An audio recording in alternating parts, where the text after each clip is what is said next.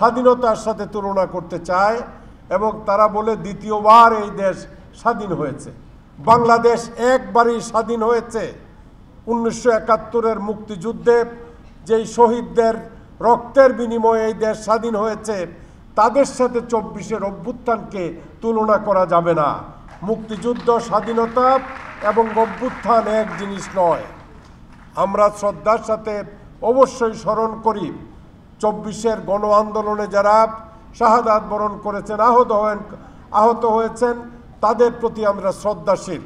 তারা যে আন্দোলন করেছে, সংগ্রাম করেছে, এই আন্দোলন এবং সংগ্রাম সংগঠিত হওয়ার পূর্বে শেখ হাসিনা যেই দিন ক্ষমতায় অধিষ্ঠিত হয়েছে, সেই দিনের পূর্ব থেকে 2012 সন থেকে বাংলাদেশ জাতীয়তাবাদী দলের সকল আন্দোলন সংগ্রামে আমরা আমাদের দলের নেতা কর্নেল অলি আহমেদের নেতৃত্বে প্রত্যেকটি আন্দোলনে, প্রত্যেকটি প্রোগ্রামে আমরা শেখ হাসিনার বিরুদ্ধে আন্দোলন করতে এগিয়ে এসেছি এবং প্রত্যেকটি আন্দোলনে আমাদের অবদান আছে।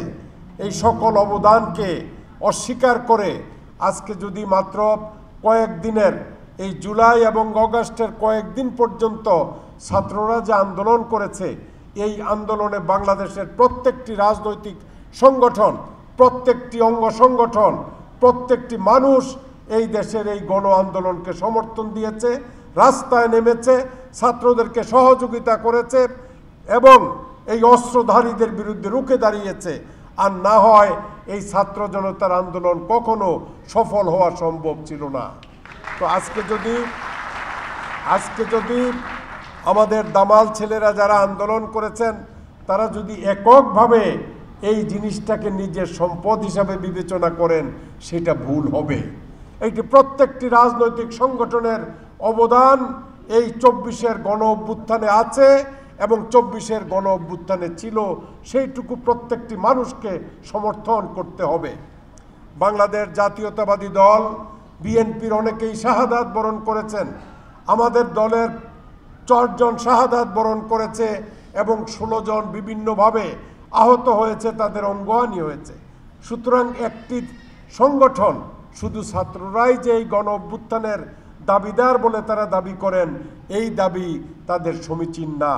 তাদেরকে উপলব্ধি করতে হবে, আজকে বাংলাদেশের প্রতিটা মানুষ যদি তাদেরকে সমর্থন না করত, তাহলে কোনোদিন এই অভ্যুত্থান সফল হতো না। শেখ হাসিনা সহ এই বায়তুল মুকাররম মসজিদের ইমাম সাহেবকে পালাইতে হইতো না। তো সুতরাং অভ্যুত্থান, আন্দোলন, স্বাধীনতা আর যুদ্ধ এক জিনিস নয়।